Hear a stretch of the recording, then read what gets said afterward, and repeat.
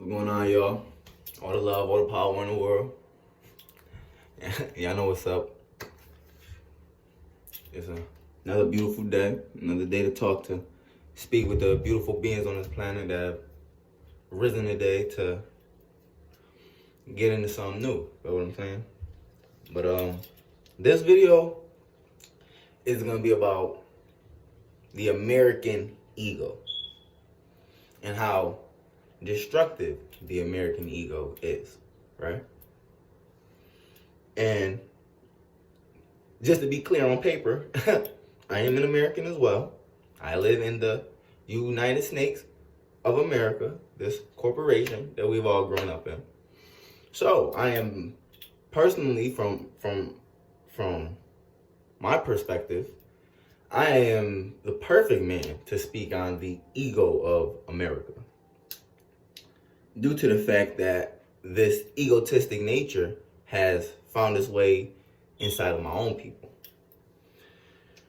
The American ego, right? And at this point again, I think people are smarter than they want to believe themselves, right? Everyone knows at this point, to an extent, why Americans in particular, people that come from this country, are viewed with a certain distaste, sometimes with a blatant hatred, you know? And it's due to the fact that the average American complains, fusses, does a bit of bitching from time to time, in a land where, compared to other countries and other government idealisms and concepts that keep the people in the position that they are in, Americans believe the average American's perception on life is very ignorant, to say the least. I'm very good with controlling my, what I say when I want to say it. You know what I mean? Very good at that. I think before I speak, which a lot of us need to get comfortable at doing. But staying on topic, we believe as Americans that the world, the behaviors that we've attached to our lifestyles is ridiculous, to say the least. It's sickening. It is disgusting a lot of the times, because when we talk about totalitarian regime, when we talk about the government's influence and power over its people, Americans have this subconscious idea that we are truly in the land of the free and the home of the brave. Now, this is where the American dream comes into play, because our government dressed it up very well for us. The apple pie lifestyle, the American pie lifestyle.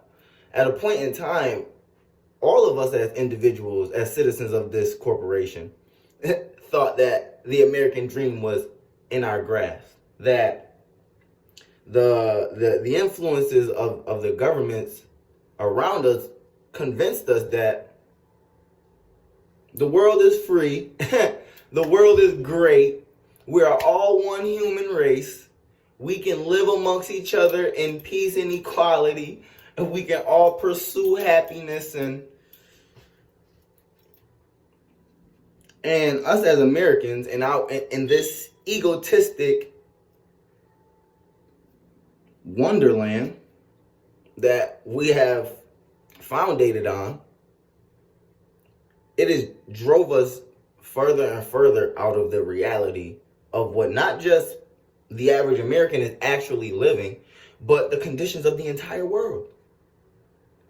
Americans are pretty snobby, are pretty unappreciative people, are an ungrateful group of people. Forget race, because race is an ignorant man's game. That's another topic for another time. talking about all of us as a whole. All of us on documentation. We all got social security cards. We all have to carry identification. We have birth certificates, goddammit. We are all in the same boat. The egotism of America needs to be destroyed. And it comes from